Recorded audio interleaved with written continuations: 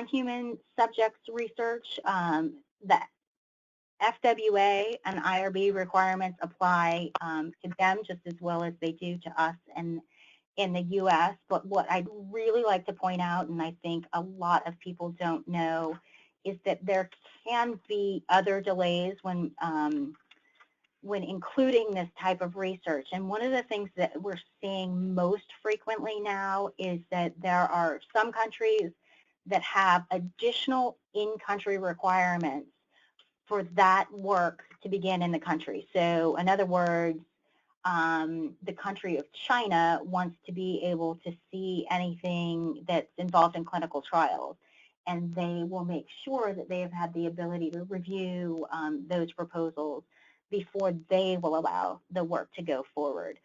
We see very similar things in India, and we see very similar things in Brazil. The difference is with the Chinese government involvement, it maybe adds a couple of weeks to the process.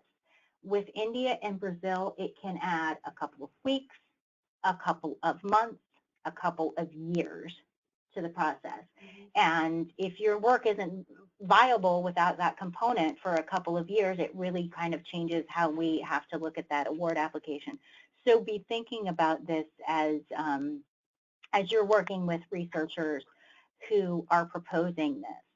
So one of the things that we and NIAID are going to do here soon is change our just-in-time requests to you guys. So whenever we've identified work that's going on in one of these countries that we know has additional requirements for human subjects or ethical concerns when there's human subjects, that we'll be asking to determine whether or not those in-country approvals have been obtained before we're funding the research. So don't be surprised when you see that. That's a recent change that we're making just because we're seeing this in a number more countries now, and we want to be sure that as soon as we fund the research that you guys can get started and begin that research.